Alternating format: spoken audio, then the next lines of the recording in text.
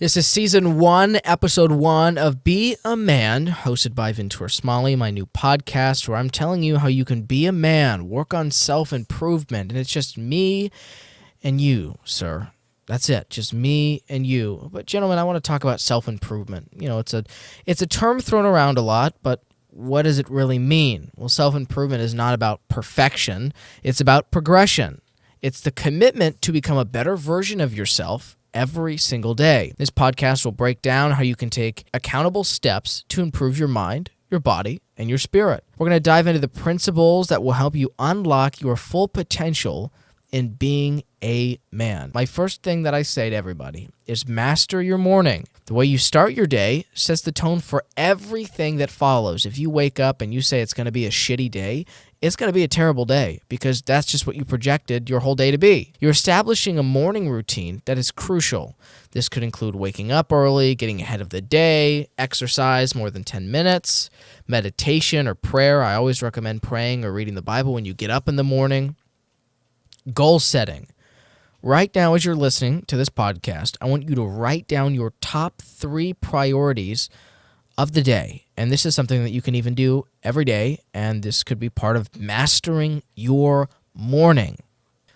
Part of being a man is having discipline. That's self-discipline. It's consistent every day, every morning. You're building that momentum. You're building that discipline, getting you in that mindset, which also leads us to number 2, which is develop a growth mindset. You can also find all of this in my book, A Guide to Becoming Your Best Self. So we're talking about developing a growth mindset. What does that mean? The biggest obstacle to self-improvement is often our own mindset. A fixed mindset tells you this is just who I am, while a growth mindset asks, how can I get better? You're shifting your perspectives by embracing challenges, seeking feedback, learning constantly, reading books, listening to podcasts like this, taking online courses. But remember, your potential is not determined by where you start, but it's by your willingness to learn and adapt. That leads us to building physical resilience. A strong body leads to a strong mind. Physical fitness is non-negotiable when it comes to self-improvement, but here's how you can take care of your body. Exercising regularly. Choosing activities that you enjoy, whether it's weightlifting, running, martial arts, even if that's getting up in the morning, even making this a part of your morning routine. Popping in 2 headphones, listening to a motivational podcast or a motivational speech. Building physical resilience can also play into that as well. Fasting. When you're not eating, make sure that you're praying. Taking care of your body doesn't just make you look better, it also sharpens your focus and it boosts your confidence.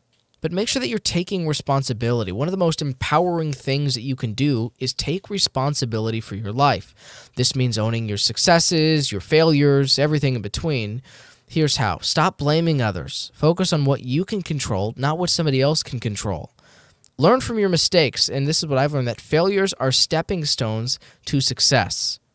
Be proactive. Don't wait for opportunities. You want to create them.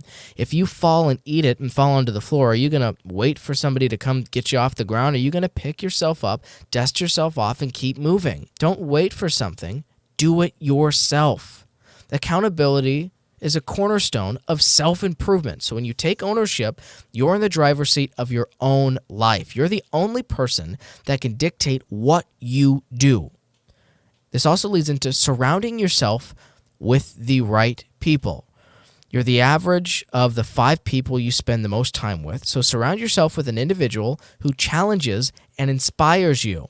You want to seek out people like mentors, learning from those who have achieved what you want to do.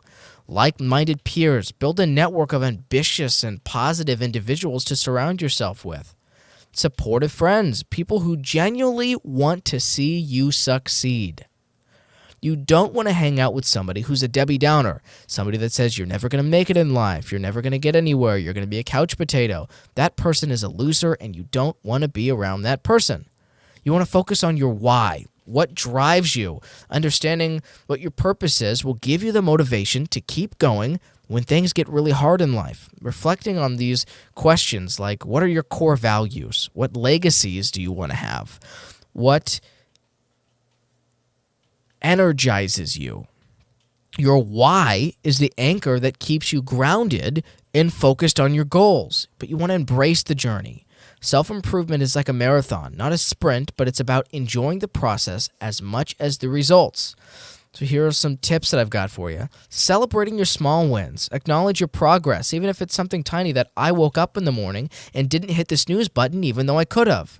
Celebrate that. Be patient because real growth does take time and effort.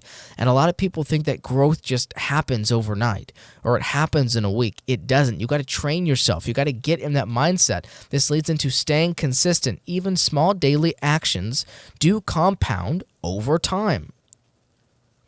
But remember that every step forward, no matter how small it is a step to the man that you want to become.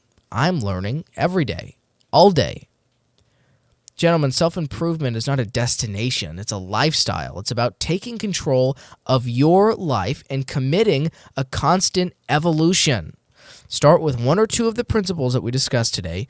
Build from there. With time and effort and determination, you'll look back and be amazed at how far that you've come. You were a Debbie Downer to that man you wanted to be.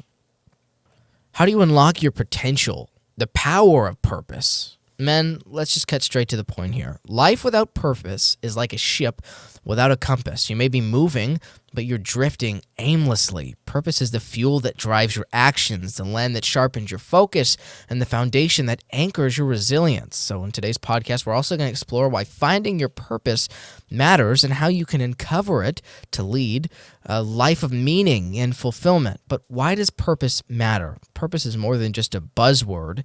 It's the difference between simply existing and truly living. But here's why it really matters. Motivation. It's purpose that gives you a reason to get out of bed each morning with energy and enthusiasm. Resilience. When life is, throwing challenges and curveballs your way, a strong sense of purpose helps you push through. But also what's important is fulfillment, men. Achieving goals aligned with your purpose brings a deep sense of satisfaction. Without purpose, you risk falling into routines that leave you feeling unfulfilled and disconnected. But how do you discover that purpose? Finding your purpose isn't an overnight process, as we talked about earlier. It's a journey of self-discovery. It requires a lot of time to reflect and action, but here's kind of how you can get a little bit of a head start. Reflecting on your passions, talking about what activities or topics excite you, and pay attention to those movements when you feel most alive. Identify your strengths. So what you're naturally good at, aligning your purpose with your strengths maximizes that impact, but you want to seek clarity through these actions. You don't want to wait for inspiration to strike. Again, you're not going to sit on the floor from falling and waiting for somebody to pick you up. You want to get up yourself. So you're not wanting to wait for inspiration to strike. You want to strike it yourself. You want to find new hobbies, volunteer, take on challenges, uncover what resonates with you. What do I value most? These answers can guide you towards your purpose. Aligning purposes to your daily life is important. Knowing your purpose is one thing, living it is another, but here's how you can align your actions with your purpose. You set purpose-driven goals. You break your purpose into accountable steps. Each goal should move you closer to living out your purpose. Prioritize your time. Focus on activities that align with your purpose and cut out those distractions. Again, surround yourself with support. Building a network of mentors, peers, loved ones who encourage and challenge you to stay true to your purpose. Gentlemen, your purpose is your North Star, the guiding light that leads you to a life of meaning and impact. It's not something that you find once and forget. It's something you cultivate and refine over time. Take that step today. Reflect, act, and commit to uncovering what drives you. With purpose, every challenge becomes an opportunity, and every day becomes a step toward the legacy you destine to have.